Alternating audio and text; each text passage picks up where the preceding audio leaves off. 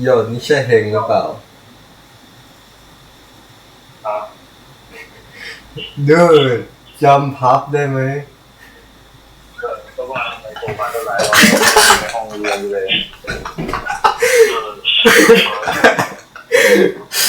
ก็ว่าใครลงมาไม่เห็นลงเลยเลย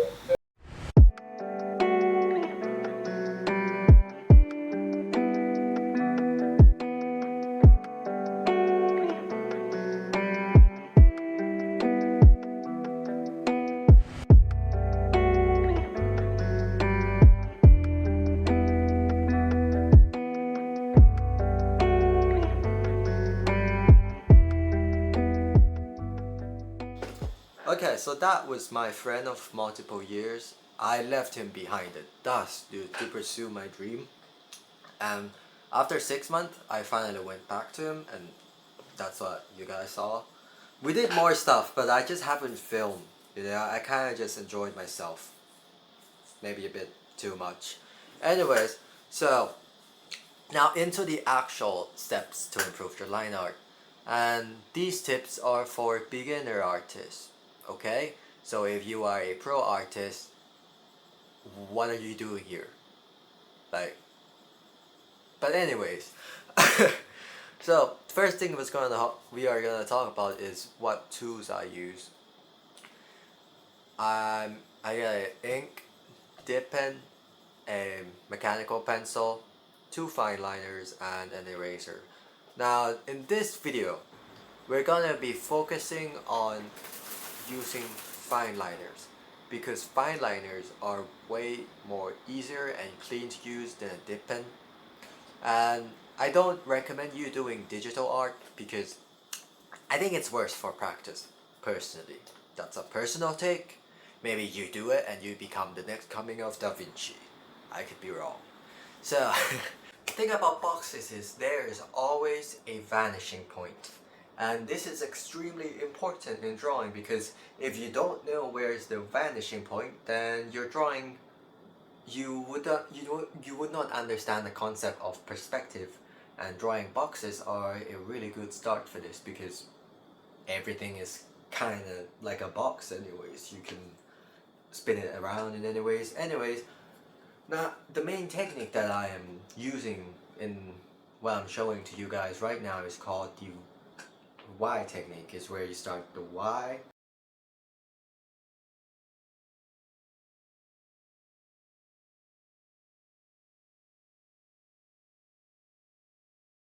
and then you do a dot away from the end of one of the lines. This is the vanishing point. You do that for all three lines, and then you find where it intersects. And that is where you draw the other two lines, just like this. And now you have a box that has actual perspective. Now, once you practice boxes enough, it'll be ingrained in your brain. And the next important thing is the horizon line. The horizon line is basically the vanishing point all over again. It's just if if there is a bunch of dots and if it's far enough, it'll form into a line. Hence the horizon line. Now you can move it up or down. The horizon line also tells you what is the height of the camera that you are actually drawing from, because it'll be at the same eye level as that. So if you're like looking from above, looking below, then you better draw the horizon line super high because you're gonna see above all things. There is more stuff onto about horizon line, but you can go and learn that yourself. This video is just tips, dude. It's not like detailed explanation, and I'm not good enough to give you guys detailed explanation yet. So you put those two things, right? You put it together. Now you understand drawing a bit more, and you can start just drawing whatever you want from whatever perspective. And I really recommend looking at live things, tables, chairs, whatever, and just draw them. This will practice yourself.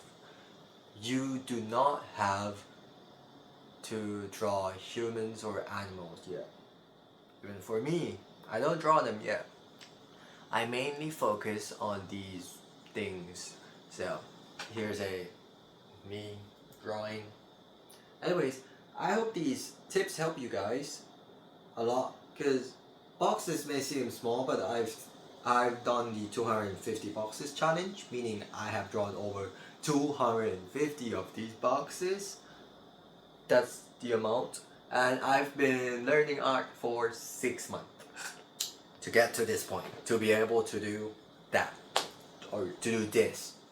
So it's not easy, and I feel like the most important thing about art is, why are you doing it? Like any skill on earth, there are some that it's more valuable and others that it's kind of dumb to do. Like I got really good at you know that guy who balances a giant marble on his head and like does push up or pull ups or something like that. Like there are skills that you can train, and if you want to get good at art, then you gotta ask yourself like, why are you even doing this? I'm doing this because it's just part of my goal. I'm a polymath. I also do math, physics, and other things. And art is just one of the things that I do, and I want to make a manga about it. So that's my reason, and I have the money to pursue this. But for some of you, it might actually be a bit absurd. Like if I was a homeless dude and I want to do art, like real art, like line art, like technical art, there is absolutely zero chance I'm gonna make it work. I'm gonna be broke. I'm gonna be even more homeless than before. 3x more homeless. So like, it might just be better to like, you know, go to school, get uni, get your degree and all that stuff. And anyway, but if you still want to pursue it, go ahead. You do you. Do great things. And that's all for this video. Goodbye.